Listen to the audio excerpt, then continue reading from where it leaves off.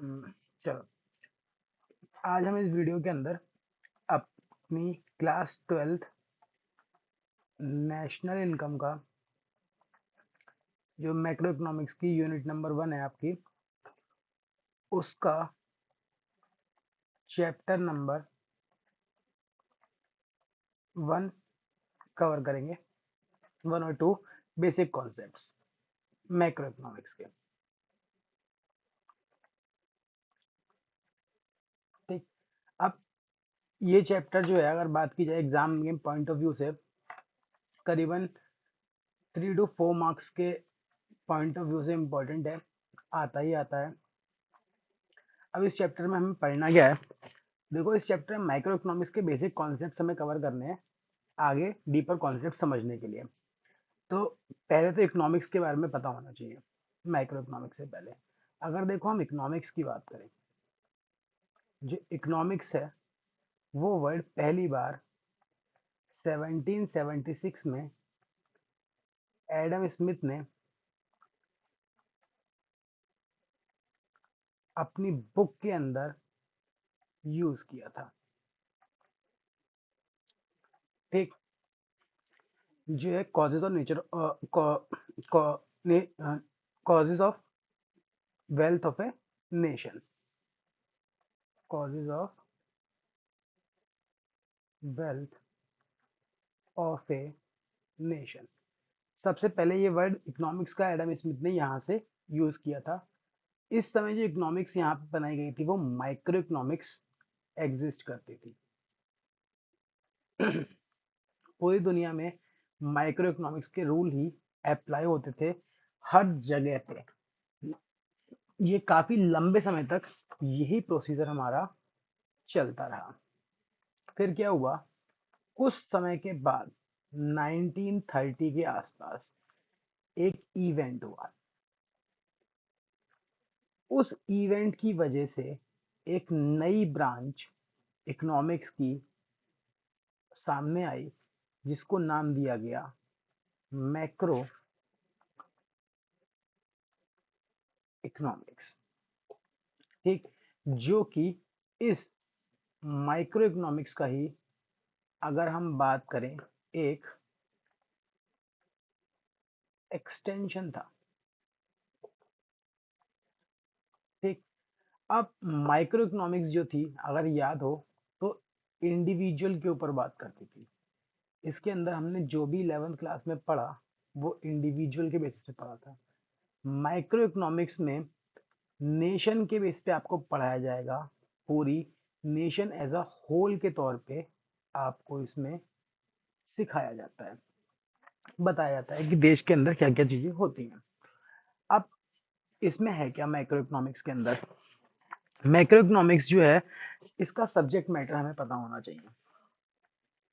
ठीक, मतलब इसके अंदर आपको क्या क्या पढ़ना है। चलो, उससे पहले इवेंट देख लेते हैं, वो कौन सा इवेंट था। वो भी हो सकता है एमसीक्यूज में तुमसे गलती से पूछ ले। तो इवेंट था 1930 में जो हुआ था, द ग्रेट डिप्रेशन। ठीक, द ग्रेट डिप्रेशन वो इवेंट था जिसकी वजह से, अगर बात करें तो मैक्रो इकोनॉमिक्स का जन्म यहाँ पे हुआ था। और मैक्रो इकोनॉमिक्स को जन्म देने वाले आपके जे.एन. कीन्स थे। ठीक, ये ध्यान रखना है इसके अंदर।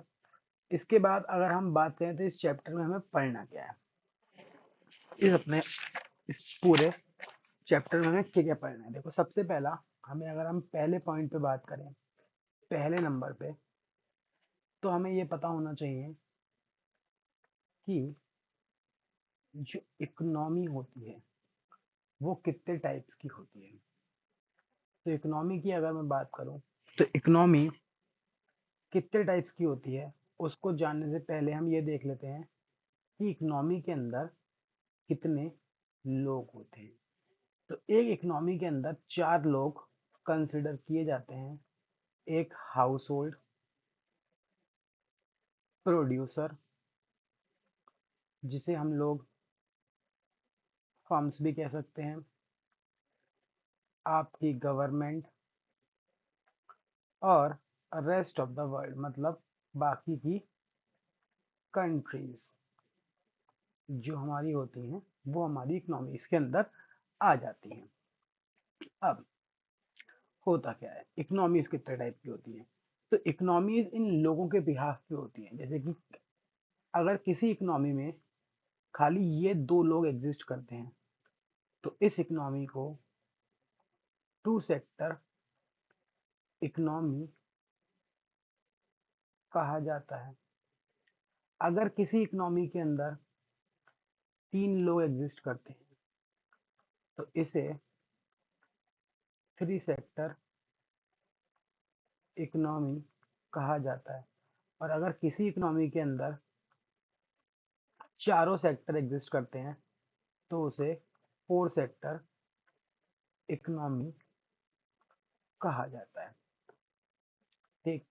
अब जो भी टू सेक्टर और थ्री सेक्टर आपकी इकोनॉमी होती हैं ये आपकी क्लोज्ड इकोनॉमी भी कही जाती हैं। फोर सेक्टर इकोनॉमी को हम लोग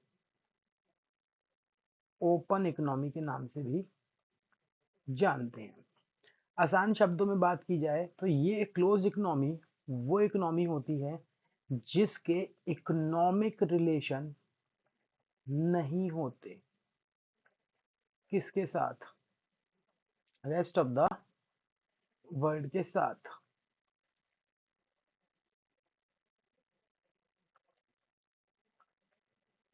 और जो ओपन इकोनॉमी होती हैं इनके इकोनॉमिक रिलेशंस होते हैं।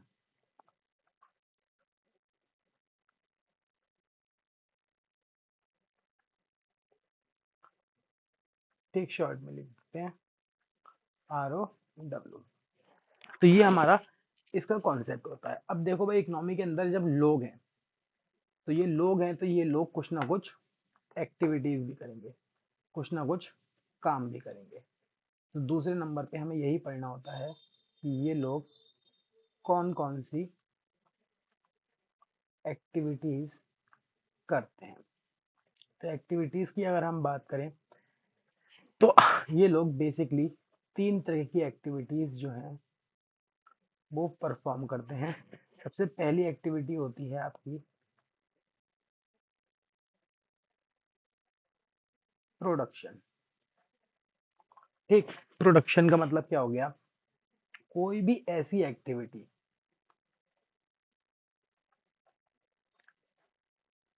विच result in result in value addition. कोई भी ऐसी एक्टिविटी जिसका नतीजा क्या निकल के आए, वैल्यू एडिशन निकल के आए, वो हमारी क्या कहलाती है, प्रोडक्शन कहलाती है। मतलब कि गुड्स एंड सर्विसेज को प्रोड्यूस करना। वैल्यू एडिशन क्या होता है, वैल्यू एडिशन का मतलब होता है किसी चीज की कीमत को बढ़ाना। जैसे कि एक किसान, फार्मर है, उसने क्या किया, अपनी जमीन पे सीड्स बोए, उस सीड्स को बो के उसने गेहूं बनाया होगा। अब मान लो वीट के सीड बोए, तो वीट के सीड्स वो लेके आया होगा डालने के लिए, तो इस सीड्स की भी कोई कीमत होगी, मान लो 10 रुपए। अब गेहूं हुआ तो इस गेहूं को वो कितने रुपए बेचेगा, 15 रुपए। तो देखो ये जो 5 रुपए का इंक्रीज हुआ सीड्स में और वीट में, ये 5 रुपए क्या है, वैल्यू एडिशन। ठीक, इसको आगे भी कंसिडर किया जा सकता है लेकिन हमारे लिए अभी इतना ही बहुत है। अगला देखते हैं। प्रोडक्शन के बाद जो अगली एक्टिविटी होती है वो होती है, देखो अब सब लोग कोई ना कोई एक्टिविटी करेंगे ना, ये तो एक्टिविटी प्रोडक्शन कौन करेगा, प्रोड्यूसर करेगा। ठीक, अब हाउस होल्ड, हाउस होल्ड क्या करेंगे, हाउस होल्ड कंजप्शन करेंगे। किसका, जो गुड्स एंड सर्विसेज प्रोड्यूसर ने प्रोड्यूस करे होंगे। किस लिए कंजप्शन करेंगे, अपनी इच्छाओं को पूरा करने के लिए। Consume goods and services to satisfy their wants, अपनी इच्छाओं को पूरा करने के लिए कंजप्शन करेंगे। तीसरा, तीसरी एक्टिविटी क्या होगी? तीसरी एक्टिविटी होगी इन्वेस्टमेंट। इन्वेस्टमेंट मतलब हमारे देश में पैसा या तो प्रोड्यूसर इन्वेस्ट करेगा या गवर्नमेंट इन्वेस्ट करेगी या बाहर से इन्वेस्टमेंट आएगी कहीं ना कहीं से, तो ये हमारी इन्वेस्टमेंट होती है। इसका मतलब हो गया, आसान शब्दों में बात करें, net addition to capital stock. आसान शब्दों में कहा जाए, कैपिटल फॉर्मेशन। ठीक, तो ये तीन एक्टिविटीज कभी कभी आपसे 3 या 4 नंबर में पूछ लेता है कि इकोनॉमी के अंदर कौन कौन सी तीन एक्टिविटीज होती हैं। तो ये तीन एक्टिविटीज आपको 3 नंबर में बेसिकली पूछेगा, तो लिख देनी है अगर आ जाता है। ठीक, चलो आगे बढ़ते हैं। आगे अब हमें अगला टॉपिक पढ़ना है इसके इसके अंदर गुड्स के बारे में। ठीक, तो हमें गुड्स को कवर करना है। गुड्स, तो यहाँ हेडिंग डाल देते हैं अपने लोग, कॉन्सेप्ट ऑफ गुड्स। ठीक, गुड्स जो हैं वो हमारे सिलेबस में हमारे लिए इस साल दो तरीके के होंगे। एक होंगे फाइनल गुड्स और एक होंगे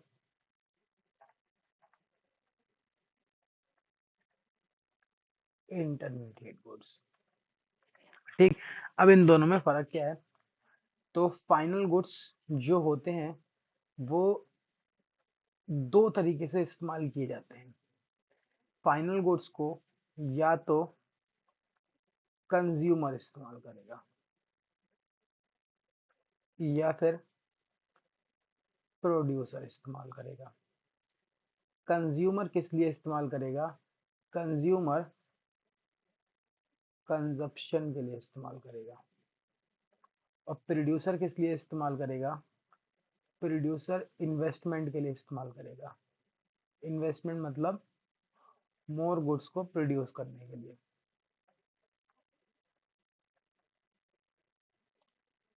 ठीक, अब कंज्यूमर कौन है? कंज्यूमर मतलब हमारे लिए, हमारे में हाउस होल्ड हो जाएगा। हमारा कंज्यूमर यहाँ पे कौन है? हाउस होल्ड है। इंटरमीडिएट गुड्स क्या होते हैं? इंटरमीडिएट गुड्स वो गुड्स होते हैं जिन गुड्स का इस्तेमाल एज अ रॉ मटेरियल किया जाता है या फिर रीसेल करने के लिए किया जाता है। और इसका इस्तेमाल कौन करेगा? ऑब्वियस सी बात है, तो इन गुड्स का इस्तेमाल जो होता है वो भी हमारा प्रोड्यूसर ही करता है। ठीक, अब और क्या पता होना चाहिए? तो फाइनल गुड्स को जो है आगे दो कैटेगरीज में कैटेगराइज किया गया है। कौन कौन से? पहले होते हैं हमारे कैपिटल गुड्स। कैपिटल गुड्स मतलब मशीन्स, ठीक, जिनको प्रोड्यूसर यूज करता है। दूसरे होते हैं हमारे कंज्यूमर गुड्स। कंज्यूमर गुड्स में क्या क्या आ जाएंगे? कंज्यूमर गुड्स को आगे जो है वो कैटेगराइज किया गया है 3 पार्ट्स में। सॉरी, 3 कह रहा हूँ, 4 पार्ट्स में।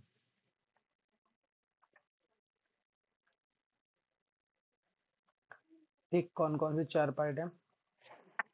तो सबसे पहला होता है हमारा ड्यूरेबल गुड्स। ड्यूरेबल गुड्स कौन से होते हैं? ये वो गुड्स होते हैं जो बहुत सालों तक चलते हैं, जैसे कि 3 साल, 5 साल या 10 साल। ठीक, और ये महंगे भी होते हैं। ठीक। दूसरे जो आते हैं उनकी अगर हम बात करें तो वो होते हैं हमारे semi durable.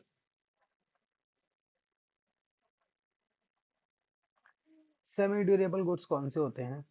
Semi durable goods वो होते हैं जो हम लोग यूज कर लेते हैं 2 साल के अंदर।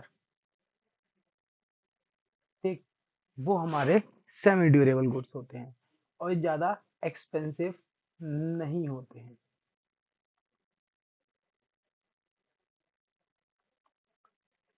आगे तीसरे टाइप के जो हमारे गुड्स होते हैं, अगर उनकी हम बात करें तो वो होते हैं हमारे non durable goods.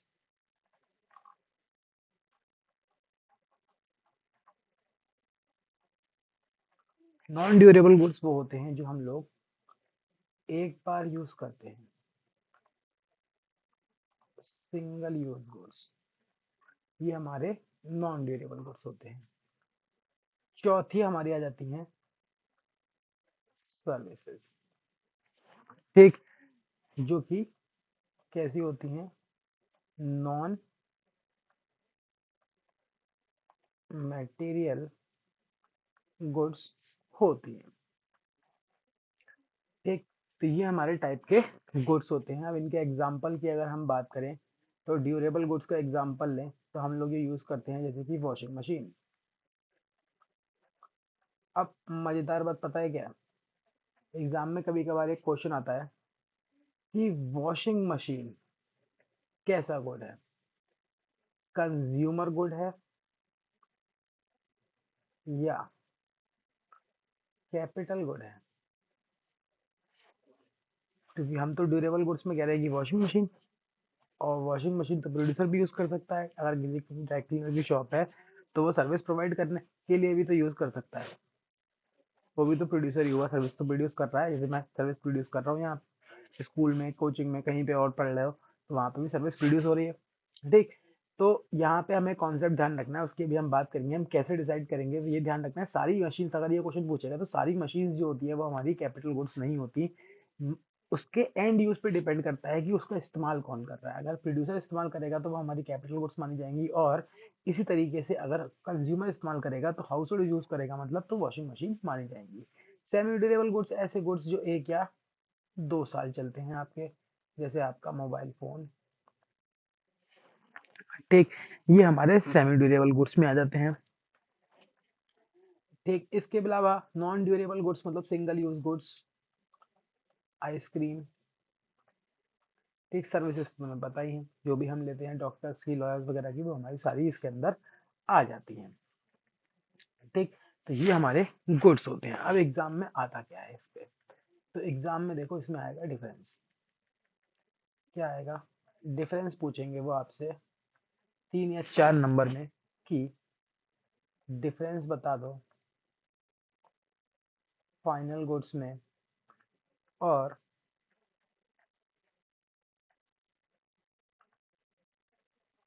Intermediate goods में।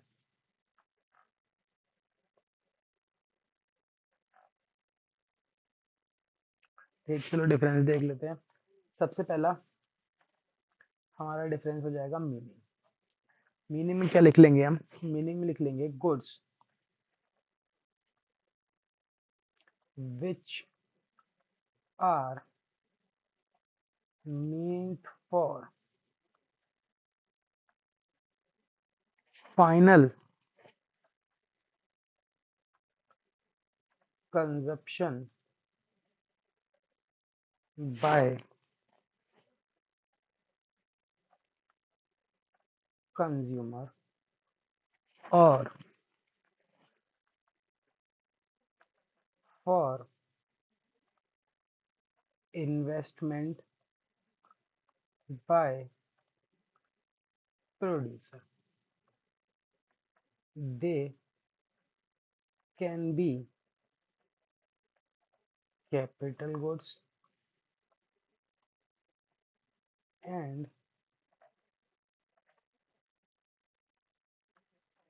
consumption goods. इसमें लिख सकते हैं goods which are meant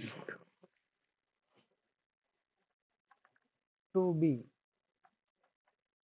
used as raw material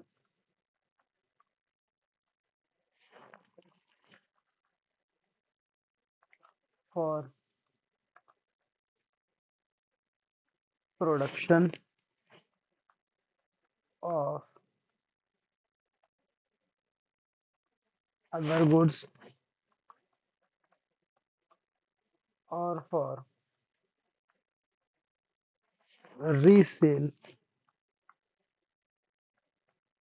in the same year। ठीक, तो ये इनकी डेफिनेशन हो गई जो आप लिख देंगे। इसी के साथ एक नंबर मिल जाएगा, इसमें कुछ मार्क करना है, ऐसे ये मार्क कर देना, इन्वेस्टमेंट मार्क कर देना, ठीक, कैपिटल गुड मार्क कर देना, कंजप्शन गुड्स मार्क कर देना, इसमें रॉ मटेरियल मार्क कर देना और रीसेल मार्क कर देना। ठीक, ये मीनिंग हो गया। मीनिंग के बाद अगला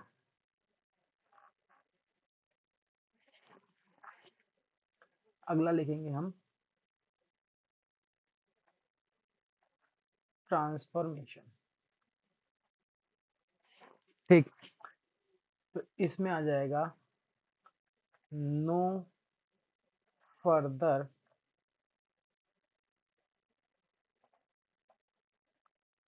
ट्रांसफॉर्मेशन और इसमें आ जाएगा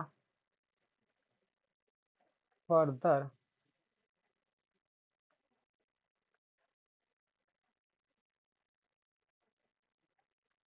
ट्रांसफॉर्मेशन। ठीक, मतलब ये गुड्स जो होते हैं हमारे फाइनल गुड्स, उनको हम आगे ट्रांसफॉर्म नहीं करते। हाउस होल्ड जो गुड्स लेते हैं उन्हें वैसे ही कंज्यूम कर लेते हैं। प्रोड्यूसर जो गुड्स लेंगे उन्हें हम अज्यूम करते हैं वैसे ही कंज्यूम कर लेंगे। लेकिन इन गुड्स को क्या किया जाएगा, ये रॉ मटेरियल है, इनको फर्दर ट्रांसफॉर्म किया जा सकता है। ठीक, तो ये हमारे इसमें आ जाते हैं। अगला आता है हमारा इसमें नेशनल इनकम, कि ये इंक्लूड होते हैं या नहीं। तो हाँ, इन्हें इंक्लूड किया जाता है और ये इंक्लूड नहीं होते हैं। क्यों, इसके लिए हम आगे देखेंगे क्यों नहीं इंक्लूड होते हैं। अब एग्जाम्पल,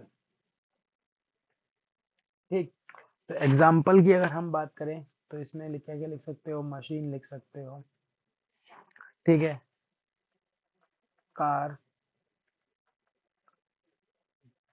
परचेज बाय इंडिविजुअल लिख सकते हो, ठीक है, और बुक परचेज बाय स्टूडेंट लिख सकते हो। अच्छा, अगर टीचर बुक परचेज करेगा तो टीचर क्या करेगा किताब का, सर्विस देने के लिए यूज करेगा, ठीक है, तो एज अ रॉ मटेरियल के तौर पे काम कर सकते हैं। ठीक, तो वो हो गया हमारा। ऐसे इसमें हम क्या लिख सकते हैं, चॉक्स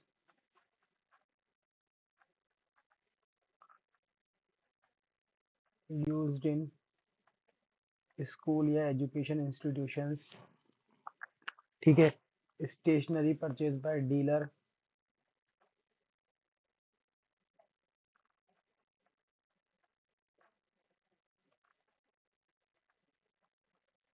एक्सेट्रा। ठीक, तो और भी बहुत सारे हो सकते हैं, लेकिन इतना लिख के हमारा काम बन जाएगा 4 नंबर का। तो एक ये आता है। अगला क्या क्वेश्चन आ सकता है एग्जाम में। अगला क्वेश्चन वो एग्जाम में पूछ लेते हैं हमसे कि डिफरेंस बता दो किसके बीच में, कंज्यूमर गुड्स के बीच में और कैपिटल गुड्स के बीच में।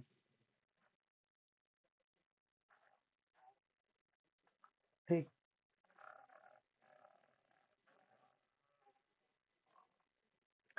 देख लेते हैं। अब इसमें सबसे पहले meaning.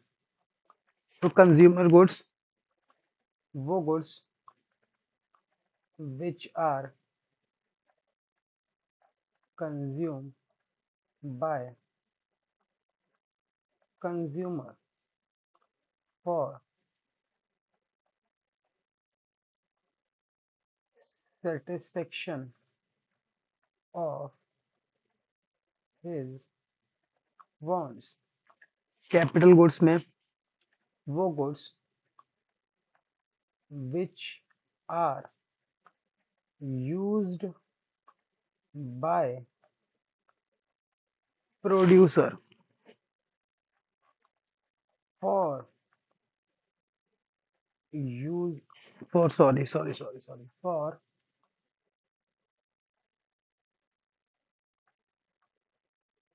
For producing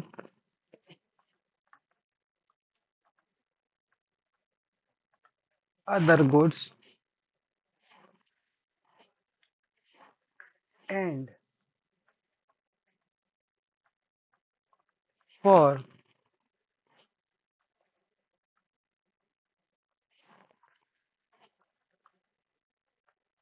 repeatedly used in process of production.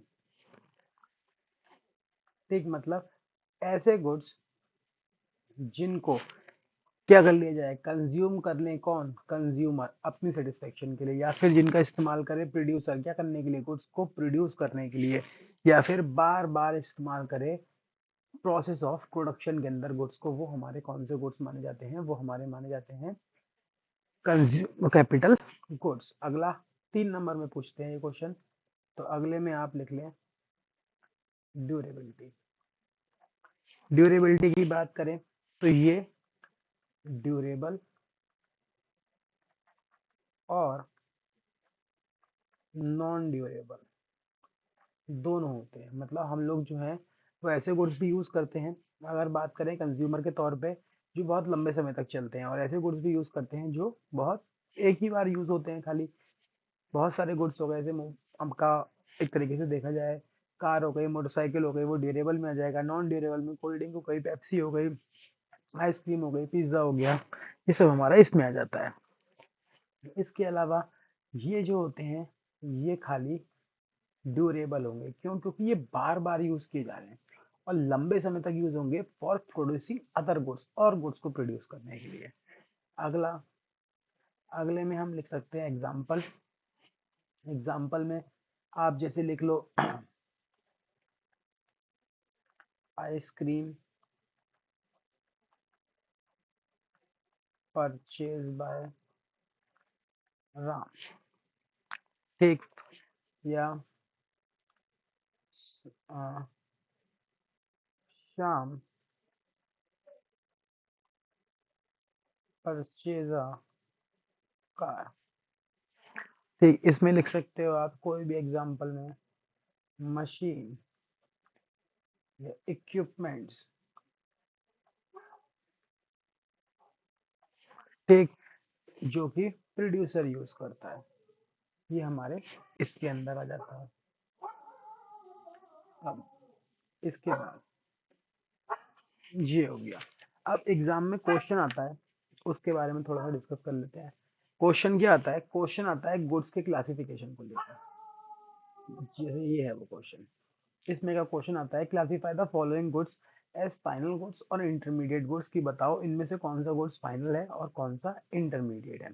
तो इसको अभी हम डिस्कस करेंगे, लेकिन इससे पहले आपको ये पता होना चाहिए कि क्लासिफिकेशन करते कैसे हैं।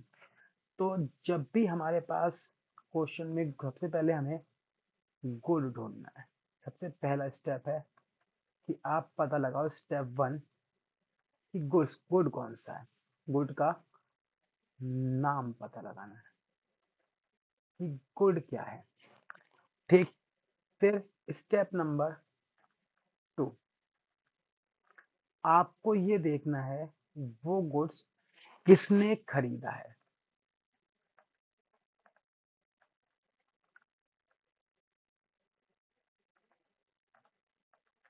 किसने वो गुड परचेज किया। अब परचेज दो ही लोग कर सकते हैं, या तो कंज्यूमर परचेज करेगा या प्रोड्यूसर परचेज करेगा। तो कंज्यूमर अगर कोई भी गुड खरीदेगा तो वो फाइनल गुड है, आंखें बंद करके लगा देना। और फाइनल गुड के अंदर भी पूछे तो कंजप्शन गुड है या कंज्यूमर गुड है। ठीक। अब प्रोड्यूसर अगर आ जाएगा तो प्रोड्यूसर में दो ऑप्शन होंगे, या तो कैपिटल गुड्स के तौर पे होगा या फिर इंटरमीडिएट होगा। तो अब वो तुम प्रोड्यूसर का बिजनेस देखना कि प्रोड्यूसर कर क्या रहा है। गुड्स प्रोड्यूस कर रहा है, अगर मशीन है तो कैपिटल गुड हो जाएगा, अगर रॉ मटेरियल की कोई ऐसी चीज है गुड्स प्रोड्यूस करने के बीच में काम आएगी तो वो इंटरमीडिएट में चला जाएगा। मतलब अगर हम बात करें, अगर कोई भी गुड वो रॉ मटेरियल के तौर पे और रीसेल के तौर पे यूज करेगा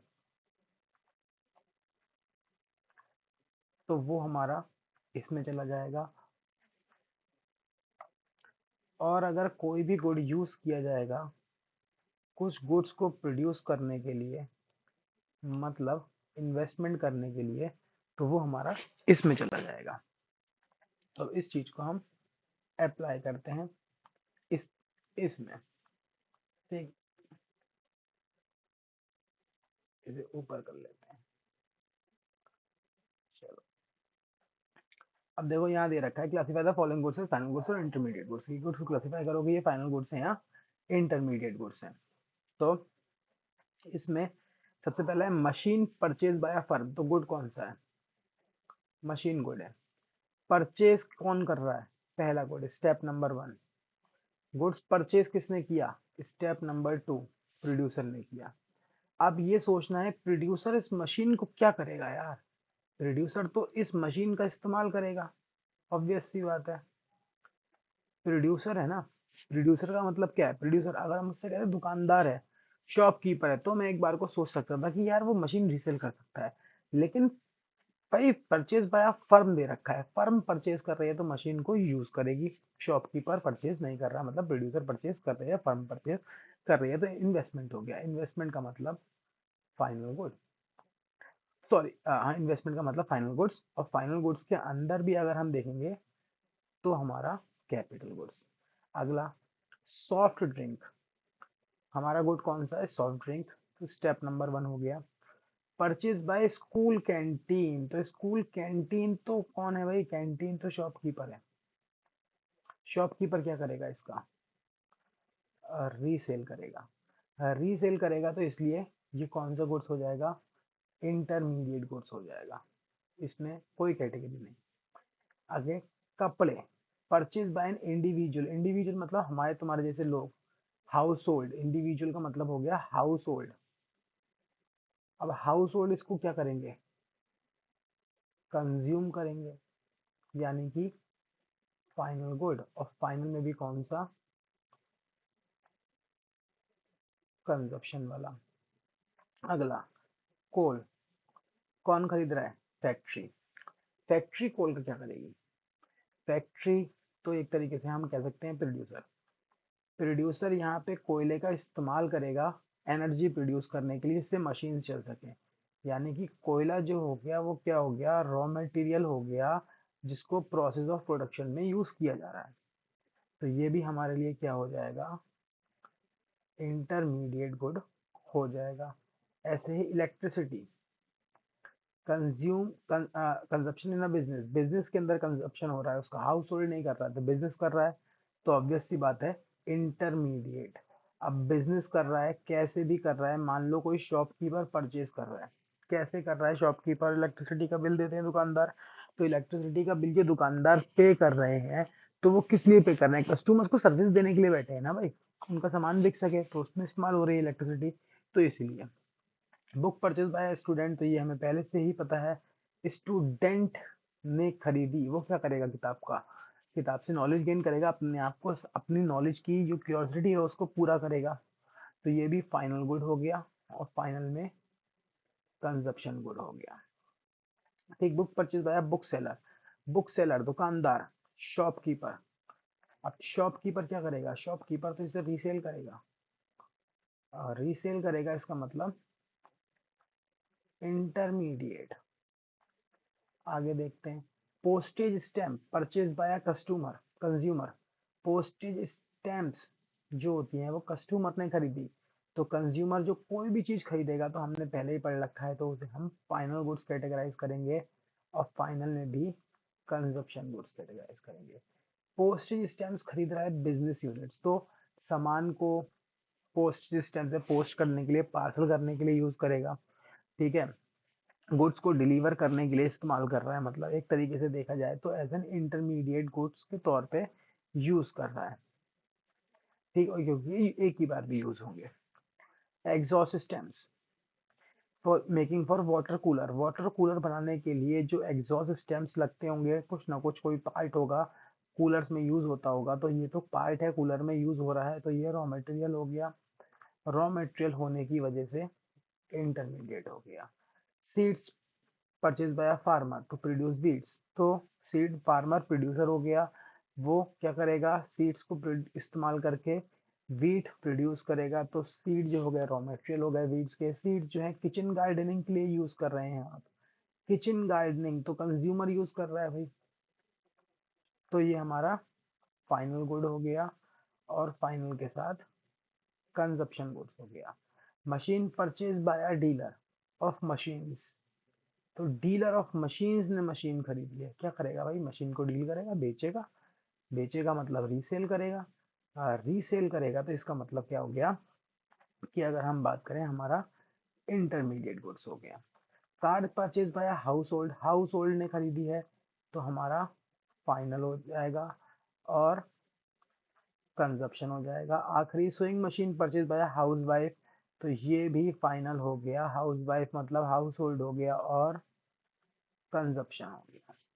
ठीक, तो अगर बात करें तो ये हमारा इसमें आ जाता है, ये इस टाइप का क्वेश्चन आपको एग्जाम में देखने को मिल सकता है 3 से 4 नंबर पे। अगला टॉपिक देखते हैं, चलो जो आज कवर करना है, अगला जो टॉपिक हमें कवर करना है वो है हमारा फैक्टर्स ऑफ प्रोडक्शन। सिलेबस से इतना रिलेट नहीं करता, लेकिन हाँ जो आगे चीज सीखनी है उसके लिए ये बहुत काम आएगा। फैक्टर्स ऑफ प्रोडक्शन क्या होते हैं, तो फैक्टर्स ऑफ प्रोडक्शन 4 होते हैं, लैंड, लेबर, कैपिटल, और चौथा एंटरप्रेन्योर। ठीक, अब होता क्या है, देखो प्रोडक्शन, प्रोडक्शन तुम्हें पता है क्या है, एक प्रोसेस है। प्रोसेस किस चीज का प्रोसेस है, एक प्रोसेस है जिसके अंदर हम लोग क्या करते हैं, इनपुट्स को आउटपुट में ट्रांसफॉर्म करते हैं, यही तो है। इसमें हम रॉ मटेरियल डालते हैं और वो हमारा गुड्स बन के निकलता है, प्रोडक्शन हमारा। अब जो इनपुट्स होते हैं वो हमारे, अगर हम बात करें, 2 टाइप के होते हैं, एक होते हैं नॉन फैक्टर इनपुट्स,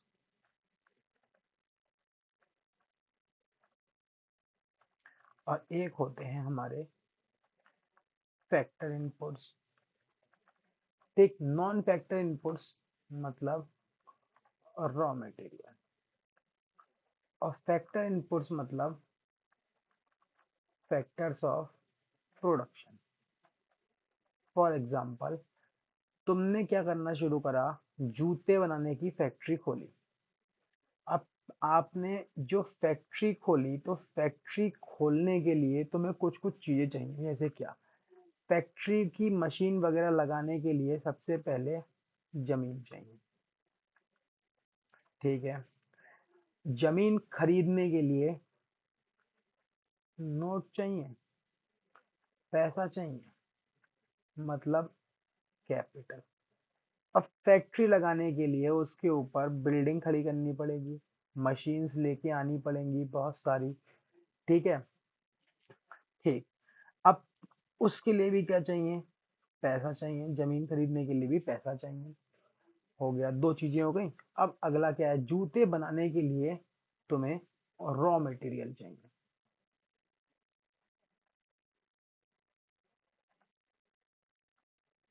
ठीक। एक रॉ मटेरियल चाहिए जो इस फैक्ट्री में जाएगा और मशीन के थ्रू आउटपुट में कन्वर्ट होगा। अब इसे करेगा कौन? मशीन को चलाएगा कौन? इस मशीन को चलाने के लिए हमें लोग चाहिए, जो हम लेबर लेके आएंगे, मजदूर लेके आएंगे। ठीक। तो इनमें रॉ मटेरियल जो हो गया वो हमारा नॉन फैक्टर इनपुट हो गया। लेबर हो गई, कैपिटल हो गई, लैंड हो गई। ठीक, ये तीन। अब एक बार बताओ, इन तीनों चीजों को, इन चारों चीजों को तुम एक जगह पे छोड़ दो तो क्या ये अपने आप काम करने लगेंगे? कभी घर में मजदूर देखा? होली दिवाली पुताई करने के लिए बुलाते हो, अगर उन्हें तुम नहीं बताओ कि क्या करना है तो वो क्या करेंगे? बैठे रहो, तुम ला के मजदूर को बैठा दो कि बैठ जा बेटा, काम मत बताओ, तो वो क्या करेगा? बैठा रहेगा, कोई काम तो करेगा नहीं। तो इन सबको देखने के लिए हमें एक इंसान चाहिए होता है। ठीक। इन सबको देखने के लिए हमें एक इंसान चाहिए होता है, जिस इंसान को हम कहते हैं एंटरप्रेन्योर, जो इन्हें देखता है, मैनेज करता है इन सब चीजों को। ठीक। तो ये हमारे चार जो हो गए, ये फैक्टर्स ऑफ प्रोडक्शन हो गए। अब मजेदार बात ये है, जब भी हम इन फैक्टर्स ऑफ प्रोडक्शन को हायर करते हैं तो इनके अगेंस्ट में आपको कुछ ना कुछ देना पड़ता है। ठीक। मतलब इनके बदले हमें कुछ ना कुछ देना पड़ता है। जैसे कि रॉ मटेरियल तो पैसे से आ जाएगा, इसके बदले छोड़ो, पैसा देना पड़ेगा। इसे छोड़ देना, इसे भूल जाओ, हम खाली फैक्टर इनपुट्स की बात कर रहे हैं। ठीक। जैसे कैपिटल। अब ये कैपिटल हम मान के चल रहे हैं, ये कैपिटल तुम लोन पे लेके आए। अब तुम लोन पे लेके किससे आओगे? ये कैपिटल बैंक से लेके आओगे। तो बैंक को तुम्हें क्या करना पड़ेगा? इसके ऊपर इंटरेस्ट देना पड़ेगा। ठीक। अब लेबर, लेबर को उसके काम के बदले वेजेस देने पड़ेंगे। एंटरप्रेन्योर जो ये सब काम मैनेज करेगा, उसके बदले वो प्रॉफिट लेगा। ठीक। अगर जमीन तुमने खरीदी है, बहुत अच्छी बात है। ठीक। नहीं खरीदी है तो उसके बदले तुम्हें रेंट देना पड़ेगा। हम अज्यूम करते हैं हम जमीन खरीदेंगे नहीं, हम रेंट पे लेंगे। ठीक। तो हमें रेंट देना पड़ेगा। तो ये चारों चीजें जो हम फैक्टर्स ऑफ प्रोडक्शन के बदले देते हैं, वो हमारी कहलाती हैं फैक्टर पेमेंट्स। हमारे पॉइंट ऑफ व्यू से, अगर मैं प्रोड्यूसर के पॉइंट ऑफ व्यू से देखूं, देखो, अगर हम प्रोड्यूसर बन के सोचें तो हमने लैंड ली, लैंड हमारे लिए है फैक्टर सर्विस।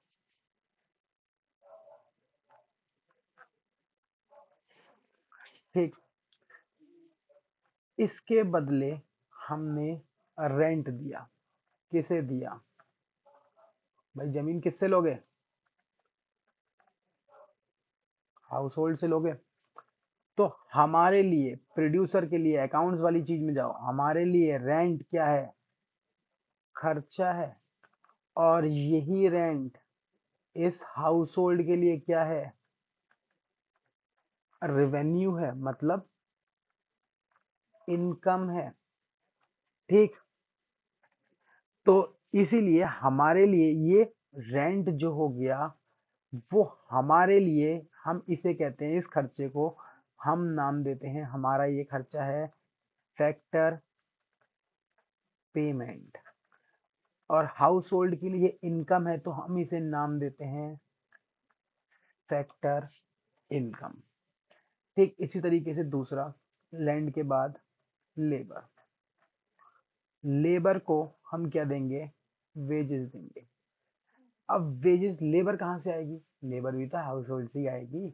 ठीक, तो लेबर को वेजेस दोगे तो इनके लिए फिर क्या हो गई है, फिर से फैक्टर इनकम हो गई। और तुम्हारे लिए ये वेजेस फिर से क्या हो गए? अगर बात करें जो तुम वेजेस दे रहे हो, ये जो हमने वेजेस दी है, ये वेजेस हमारे लिए फिर से क्या हो जाएंगे? फैक्टर पेमेंट हो जाएंगे। ठीक, तीसरे नंबर पे कैपिटल। कैपिटल के बदले हम इंटरेस्ट पे करेंगे। ये इंटरेस्ट जो है वो कहाँ जाएगा? बैंक के पास जाएगा। ठीक, और बैंक के थ्रू ये इंटरेस्ट कहाँ जाएगा? हाउस होल्ड के पास जाएगा। तो फिर से हाउस होल्ड की इनकम। तो ये हम कह सकते हैं कि इंटरेस्ट भी क्या है? Factor income. ठीक, अगला एंटरप्रेन्योर। एंटरप्रेन्योर को उसके बदले हम क्या देंगे? प्रॉफिट देंगे। ये प्रॉफिट हमारे लिए, हमें प्रोड्यूसर के बिहाफ पे सोचना है, अकाउंटिंग वाला मेथड। फर्म अलग और मालिक अलग। एंटरप्रेन्योर माना ओनर है लेकिन वो अलग, पॉइंट ऑफ व्यू वही है। अब ये आएगा कहाँ से? हाउस होल्ड से। तो फर्म के लिए क्या है? एक्सपेंस है। पार्टनर हमारे लिए है, जैसे पार्ट हम लोग देखते हैं अप्रोप्रिएशन में सैलरी वगैरह देते हैं, डेबिट करते नहीं करते हैं पीरियड अप्रोप्रिएशन में, तो वही चीज है। अब पार्टनर के लिए ये क्या है? इनकम है, तो वहां पे हम क्रेडिट करते हैं पार्टनर्स कैपिटल में। ठीक, तो उसके लिए प्रॉफिट क्या हो गई? इनकम हो गई। तो फैक्टर इनकम हो गई। ठीक, तो एक ये चीज होती है। अब इससे रिलेटेड एग्जाम में एक क्वेश्चन आता है, क्या क्या देख लेते हैं। Unemployment allowance. ठीक, मतलब फैक्टर इनकम के अलावा, हाँ, और फिर इसके अलावा और। अब हाउस होल्ड की खाली यही इनकम तो होगी नहीं, ऑब्वियस सी बात है। हाउस होल्ड की और भी प्रकार प्रकार से इनकम होगी। ठीक है, मतलब कहीं कहीं से और भी, अगर हाउस होल्ड को किसी भी प्रकार से पैसा मिल जाए, कहीं से भी मिल जाए, जैसे मान लो कोई रिश्तेदार गिफ्ट दे दे, ठीक है, या कोई एब्रॉड में बैठा है, वो आपको डॉलर भेज दे, आपका सगा मित्र, सगा भैया, ठीक, या फिर किसी और तरीके से, तो इन सारी इनकम्स को हम नाम देते हैं ट्रांसफर इनकम्स। ठीक, अब इसमें क्या है? क्वेश्चन क्वेश्चन है हमारा यहाँ पे, इसे ऊपर ले लेते हैं। क्वेश्चन है, classify the following age factor income और ट्रांसफर इनकम। आपको बताना है कि फैक्टर इनकम कौन सी है और ट्रांसफर इनकम कौन सी है। तो बहुत सिंपल है इसकी ट्रिक।